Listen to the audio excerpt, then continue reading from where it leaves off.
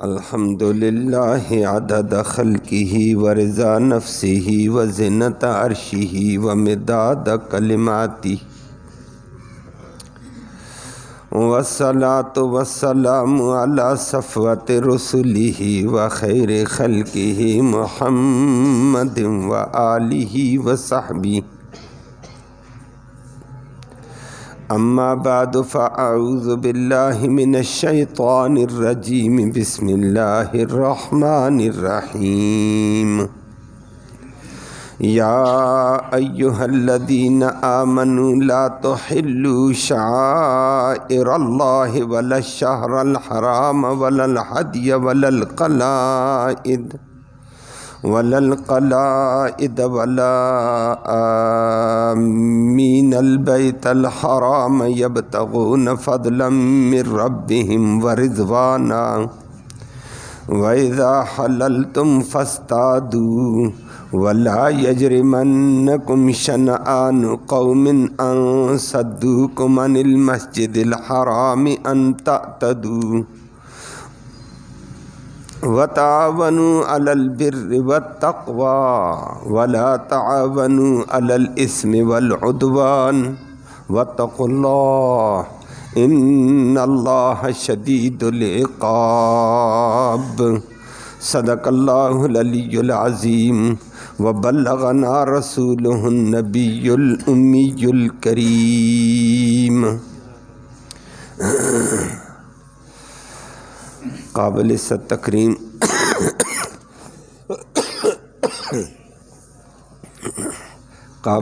تکریم معزز سامعین کرام، کل اسی آیت سے متعلق کچھ گزارشات آپ نے سماعت کی تھیں کہ اللہ نے ایک حکم یہ دیا مسلمانوں کو کہ مسلمانوں شاعر اللہ کا احترام کرو، ادب کرو، تعظیم بجا لاؤ،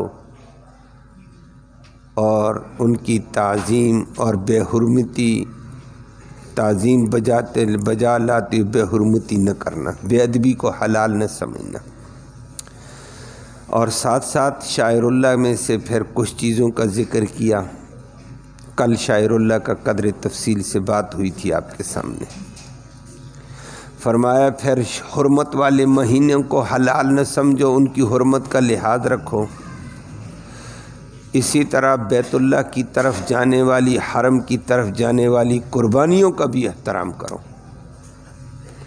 اور ان جانوروں کا بھی احترام کرو جن کے گلے میں پٹے ڈال کر بیت اللہ کی طرف روانہ کر دیے گئے ہیں، اور بیت اللہ کی طرف جانے والے انسانوں کا بھی احترام کرو، ان کی بے عزتی بے حرمتی نہ کرنا۔ اور فرمایا کہ وہ کبھی کبھی جی عمرے والے اور حج والے اللہ اکبر کہ مال کما لیتے ہیں، تجارت، فرمایا کوئی بات نہیں ہے، رب کی رضا بھی تلاش کریں گے، ساتھ ساتھ حلال کی روزی بھی کما لی تو کوئی حرج نہیں ہے، ان کا لحاظ رکھنا۔ اور دوسرا اہم مسئلہ ذکر ہوا تھا کہ انتقام بھی لیتے ہوئے ظلم زیادتی نہ کرنا، عدل و انصاف کا دامن نہ چھوڑنا، اپنے لوگ ہوں یا دوست ہوں یا بیگانے ہوں یا دشمن، ہر وقت انصاف۔ اللہ ہم سب کو انصاف پہ رہنے کی توفیق نصیب فرمائے۔ لفظی ترجمہ سماعت فرمائے۔ فرمایا یا ایہا الذین آمنوا، او ایمان والو، لا تحلوا، مت حلال کرو، حرمت کو حلال نہ سمجھو، تعظیم کو بجا لاؤ، شاعر اللہ، اللہ کے شاعر کی، جو اللہ اور اللہ کے دین کی عظمت کی علامت ہے، ان کا لحاظ رکھو۔ ولا الشہر الحرام، اور نہیں حرمت والے مہینوں کی حرمت پامال کرو، ولا الحدی، اور نہیں ان قربانیوں کی جو بیت اللہ کی طرف روانہ ہیں، حرم کی طرف، ولا القلائد، اور نہ ان جانوروں کا، ان قربانیوں کا جن کے گلے میں پٹا ڈال کر بیت اللہ کی طرف روانہ کرنا ہے، ولا، اور نہیں ان لوگوں کی بے حرمتی کرو، آمین، جو قصد کیے ہوئے ہیں البیت الحرام، بیت حرام کا، بیت اللہ کا۔ اگرچہ یبتغون کہ وہ تلاش کرتے ہوں گے فضلاً اللہ کا فضل من ربہم اپنے رب کی طرف سے، حلال روزی کو فضل کہا جاتا، اللہ سب کو نصیب فرمائے، ورضوانہ اور اللہ کی رضا تلاش کرتے ہیں، وَإِذَا حَلَلْتُمْ اور جب تم حلال ہو جاؤ احرام سے، عمرے کا احرام، حج کا احرام، تو فاصطادوا پھر شکار کر لو، مباح ہے، جائز ہے، ولا یجرمن اور ہرگز برنگہتا نہ کرے، لا یجرمن ہرگز ابھارے نہیں، جوش نہ دلائے، کم تمہیں، شنآن قوم کسی قوم کا بغض، کس قوم نے میرے ساتھ یہ کیا ہے اور بغض میرے دل میں ہے، تو بغض تمہیں بڑکائے نہیں، کس بات سے کہ اس وجہ سے بھی قوم سے بغض ہے، ان صدوکم کہ وہ لوگ روکتے تھے تمہیں، عن المسجد الحرام مسجد حرام سے، تو تمہیں وہ ان کا بغض بڑکائے نہیں، الا اس بات پر، ان تعتدوا کہ تم حد سے تجاوز کرو، ظلم کرو، زیادتی کرو، ظلم زیادتی پھر بھی نہیں کر سکتے ہیں، تمہارا بغض اپنی جگہ، وتعاونوا اور تعاون کرو ایک دوسرے سے، علی البر نیکی کے معاملے پر، والتقوی تقوی کے معاملے پر، ولا تعاونوا اور مت تعاون کرو، علی الاثم کسی گناہ پر، والعدوان اور ظلم زیادتیوں پر، ایک دوسرے کا تعاون نہ کرو، میرا رشتہ دار ہے، میری پارٹی ہے، میں اس کے ساتھ ہی مل جاؤں، ظلم کرتے بس ظلم ہے، ناجائز ہے، واتقوا اللہ اللہ سے ڈرو، ان اللہ شدید العقاب اللہ بڑا سخت عذاب دینے والا ہے، تمہارا انتقام اور ظلم اتنا نہیں ہوگا جتنا اللہ انتقام لے گا، اللہ ہم سب کو بچائے۔ کل آپ کے سامنے شاعر اللہ کی تفصیل آئی تھی، اور شاعر اللہ میں سے بڑے شاعر کا ذکر کیا تھا میں نے، کہ نبی کریم صلی اللہ علیہ وسلم کی ذات گرامی کا ادب بجا لاؤ، احترام بجا لاؤ، تعظیم بجا لاؤ، اگر بے ادبی کرو گے تو مرتد اور کافر ہو جاؤ گے۔ دوسرے درجے کا شاعر اللہ قرآن ہے، کہ قرآن کا لحاظ کرو، ادب بجا لاؤ، احترام بجا لاؤ، بے ادبی کرو گے، گستاخی کرو گے، مرتد اور کافر ہو جاؤ گے، اللہ ہم سب کو بچائے۔ تیسرے درجے کا شاعر اللہ میں سے بیت اللہ ہے، فرمایا بیت اللہ کا لحاظ رکھو، اس کی توہین نہ ہو پائے، بے ادبی نہ ہو پائے، بے احترامی نہ ہو پائے، اللہ وہاں کی سعادت نصیب فرمائے اور ادب و احترام کے ساتھ نصیب فرمائے۔ وہ میں نے کل ذکر کیا، ہم مسلمانوں نے ایک سیر و تفریح بنا لیا اس کو بھی، خدا کے بندوں حرم میں جاتے ہو اس کا تو لحاظ رکھو، اور پھر بیت اللہ کا جس طرح احترام ہے تو بیت اللہ کی بیٹی تمام مساجد کا ادب و احترام ہے، اس کے اوپر کل بات ہوئی تھی کہ مساجد کا لحاظ ہے، ادب ہے۔ اور پھر اسی ضمن میں چلتے ہوئے نماز، یہ چند چیزیں بڑے شاعر میں سے ہیں، باقی ہر وہ چیز جو دین کی علامت بنے اور اللہ کی توحید کی علامت بنے، وہ شاعر اللہ میں سے ہے۔ میں نے کل ذکر کر دیا، مسواک بھی شاعر اللہ میں سے، اس کو بھی احترام کرنا پڑے گا، قلم کا بھی احترام کرنا پڑے گا، یہ بھی ایک عظمت والی چیز ہے۔ آج انہی شاعر اللہ میں سے آگے چلتے ہوئے فرمایا، وَلَا الشَّهْرَ الْحَرَامِ حرمت والے مہینوں کو بھی حرمت مت کرو، وَلَا تُحِلُّوا حرمت والے مہینے کتنے ہیں؟ وہ قرآن نے سورۃ توبہ میں آگے ذکر کی 4 مہینے ہیں، ان 4 مہینوں کا ادب بجا لانا ہے، احترام بجا لانا ہے، تعظیم بجا لانی، ان میں نیکی زیادہ کرنی ہے، گناہوں سے ویسے بھی بچو، ان مہینوں میں بدرجہ بچو۔ وہ 4 مہینے فرمایا، ان عدت الشہور عند اللہ 12 شہرا فی کتاب اللہ یوم خلق السماوات والارض، کہ مہینوں کی گنتری نظام حساب کے لیے اللہ نے پیدا کی جب سے زمین و آسمان پیدا کیے ہیں، تو 12 مہینے کہ دنیا کا ایک نظام چلے گا اس کے ساتھ۔ تو منہا 4 حرم، ان 12 مہینوں میں سے 4 مہینے حرمت والے ہیں۔ فرمایا ان حرمت والے مہینوں کا مطلب وہ باقی مہینوں سے زیادہ قابل احترام، زیادہ قابل تعظیم، زیادہ قابل ادب ہیں۔ اور وہ 4 مہینے قرآن نے کہہ دیا، محمد کریم صلی اللہ علیہ وسلم نے ان کی وضاحت کی ہے۔ متعدد احادیث مبارکہ میں نبی کریم صلی اللہ علیہ وسلم نے فرمایا کہ حرمت والے مہینے ثلاث متوالیات، 3 مہینے لگاتار آتے ہیں ملے ہوئے۔ ایک اسلامی سال کا 11واں مہینہ جس کو ہم کہتے ہیں ذوالقعدہ، ذی قعدہ 11واں مہینہ، دوسرا ذی الحجہ 12واں مہینہ اسلامی سال کا، اور تیسرا پہلا مہینہ۔ یہ تینوں 11، 12، پہلا، یہ لگاتار آتے ہیں۔ ذی قعدہ کے بعد ذی الحجہ آ جاتا ہے، ذی الحجہ کے بعد محرم آ جاتا ہے۔ یہ 3 لگاتار ہیں نبی کریم صلی اللہ علیہ وسلم نے فرمایا۔ اور چوتھا فرمایا الرجب مضر بین جمادہ و شعبان، جو جمادی ثانیہ اور شعبان کے درمیان میں ہے، اور اس کو رجب کہا جاتا ہے۔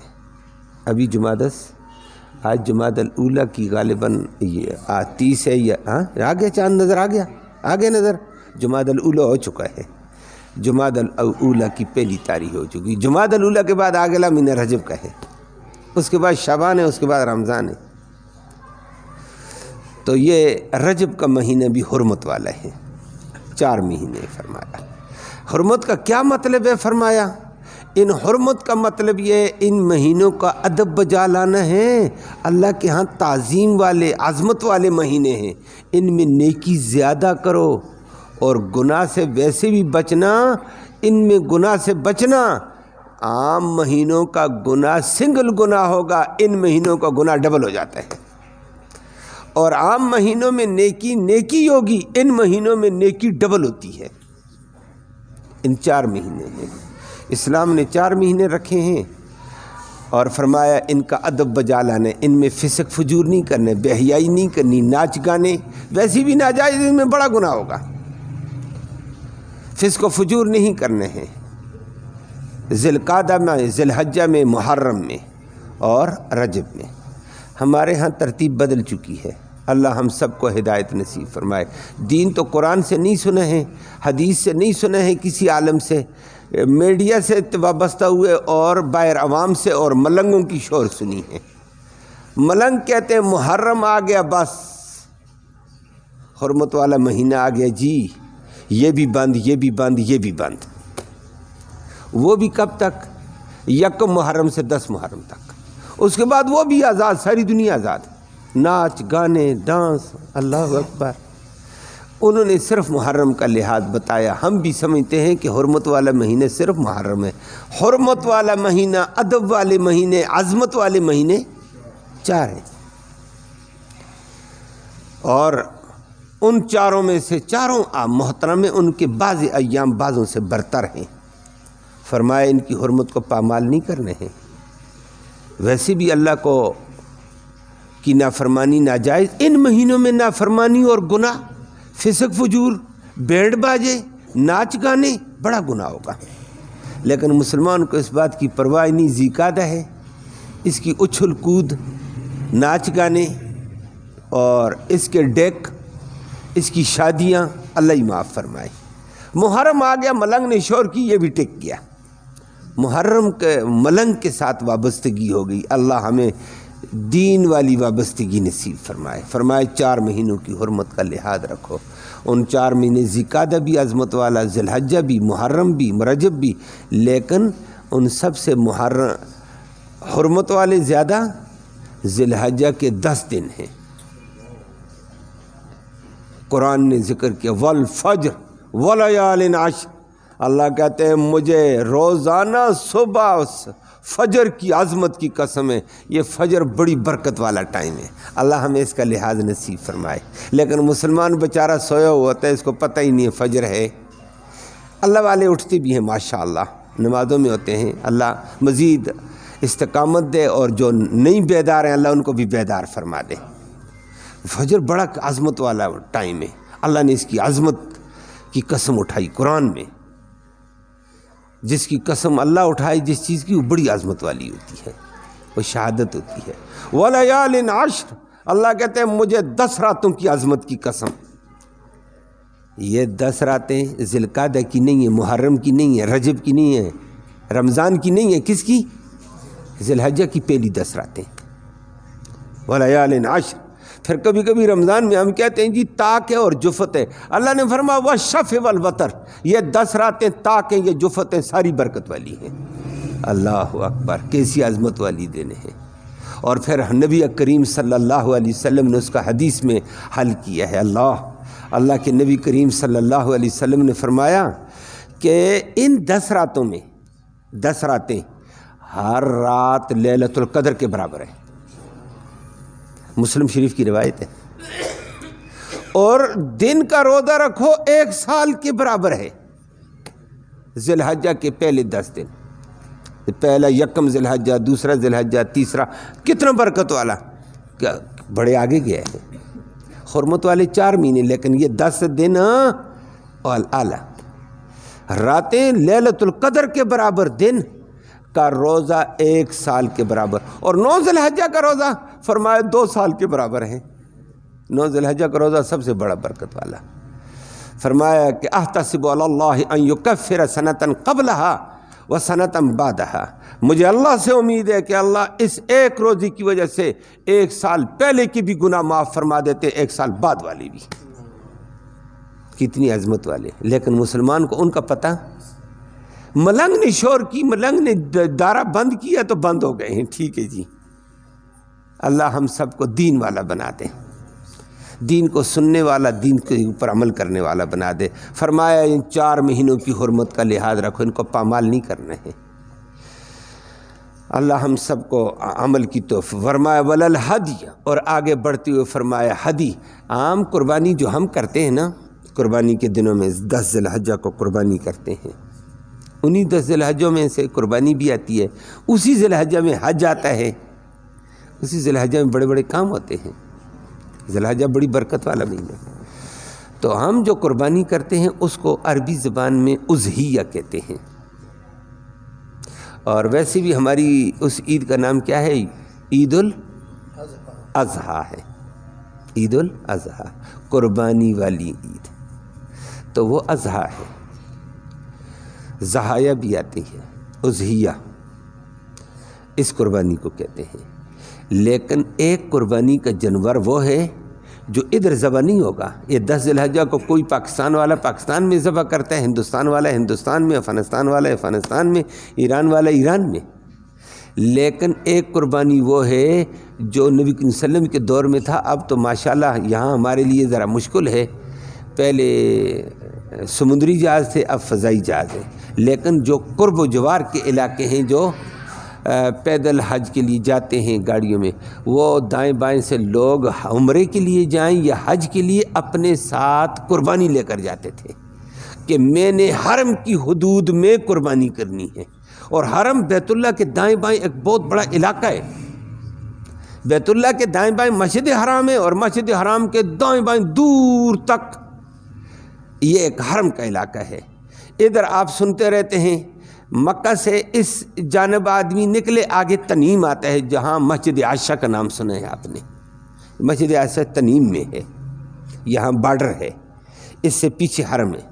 آگے چلے جاؤ شمیسیہ طائف کی طرف چلے جائیں، حدیبیہ جدہ کی طرف چلے جائیں، یہاں سے ادھر مدینہ کی طرف آؤ، مکہ سے نکلتے نکلتے مدینہ کے قریب 6 میل، آج کل تو کم رہ گیا، 6 میل سے بھی کم ہو گیا ہے، مدینہ پھیل کر احد تک چلا گیا ہے، ذوالحلیفہ ہے۔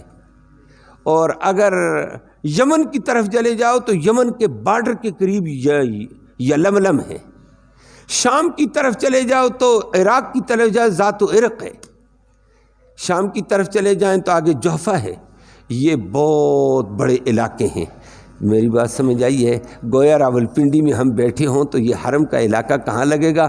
ادھر اسلام آباد کی یہ پہاڑی، ادھر گجرہان لگے گا، ادھر آ کر جناب من اور ٹیکسلا حسن عبدال کراس کر لے گا۔ یہ ایک علاقہ ہے، مکہ کی تجلی اللہ اس علاقے پہ برساتے ہیں، یہ بڑا حرمت والا علاقہ ہے۔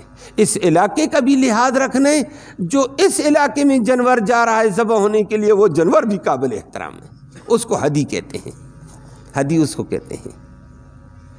جو 7 جانور لے کر جا رہے ہیں کہ حرم میں ذبح کرنے ہیں. حرم کے جانور حاجی بھی جاتا ہے، عمرے والا بھی جاتا ہے. نبی کریم صلی اللہ علیہ وسلم عمرے کے لیے گئے، پھر بھی قربانی ساتھ لے کر گئے.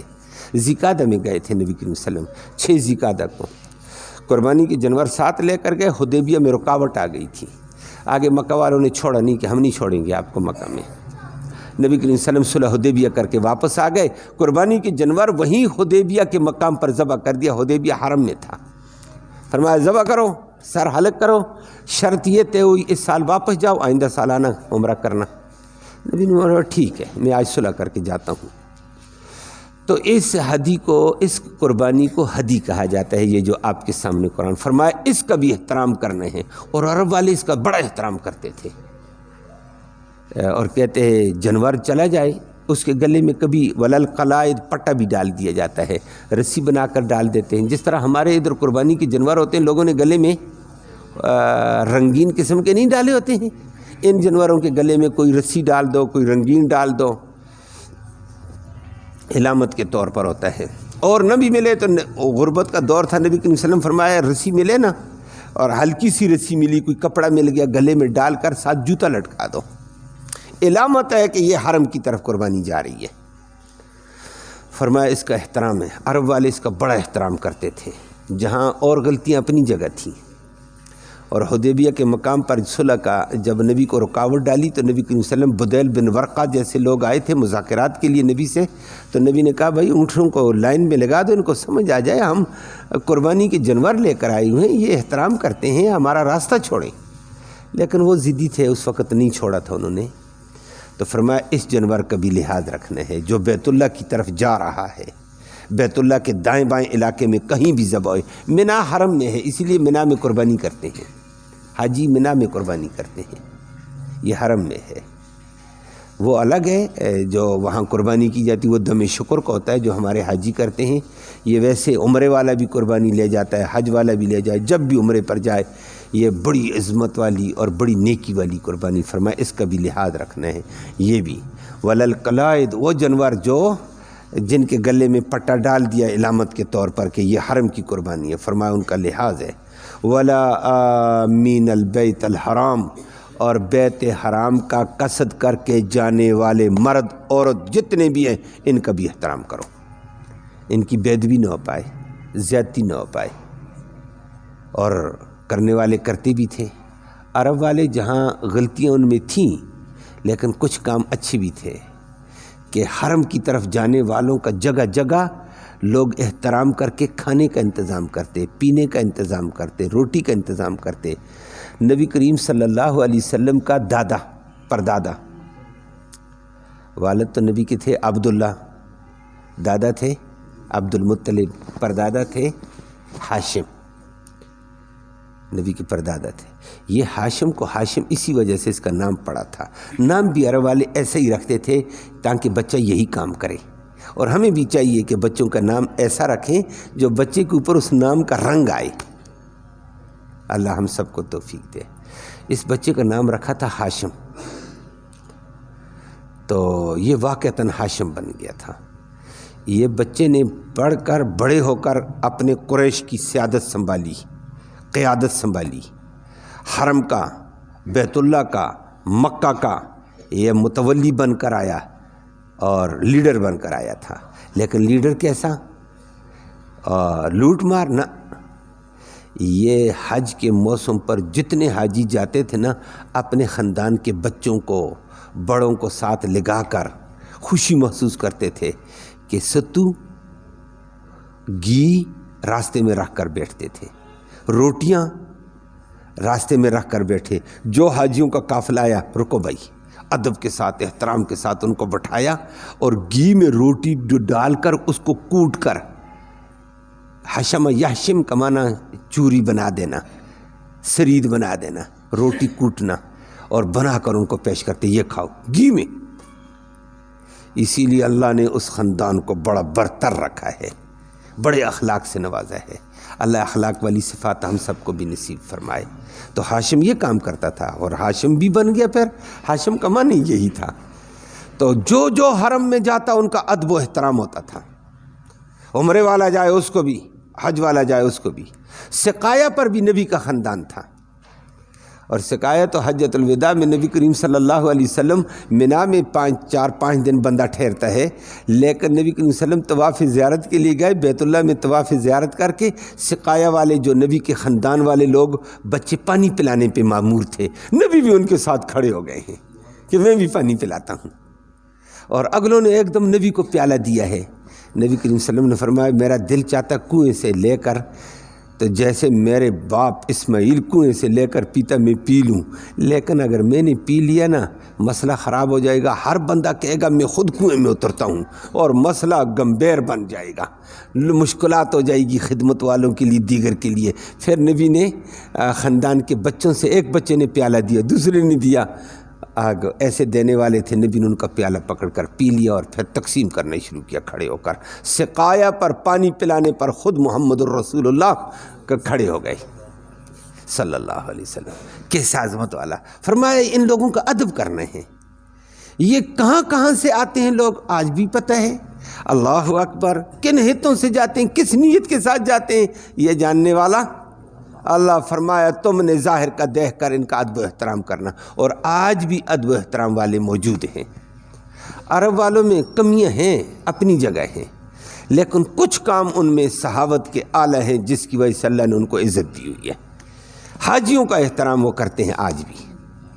حج کے موسم کے اوپر ان کی صحابت کا وہ سمندر بہتا ہے جس کی کوئی حد نہیں ہے، دنیا حیران ہو جاتی ہے۔ گرمی ہو، جو کچھ ہو، پیٹرول سے پانی مہنگا ہے، لیکن وہاں پانی کے وہ ٹرکوں کے ٹرک کھڑے ہوں گے، دیکھتے ہیں بندے پسینے والے آ گئے، تھکے ہوئے آ گئے، ٹھنڈی بوتلیں فوارے بنا کر ان پر چھوڑیں گے کہ ان کو سکون ملے، اور پانی ضائع کہتا ہے چھوڑو ضائع ہونے کو، یہ حرم کے لوگ ہیں، یہ حرم کے لیے آئے ہوئے ہیں، بڑا احترام کرتے ہیں۔ اللہ ان کو جزائے خیر دے، اور اسی وجہ سے اللہ ان کو برکتیں بھی، رحمتیں دی ہیں۔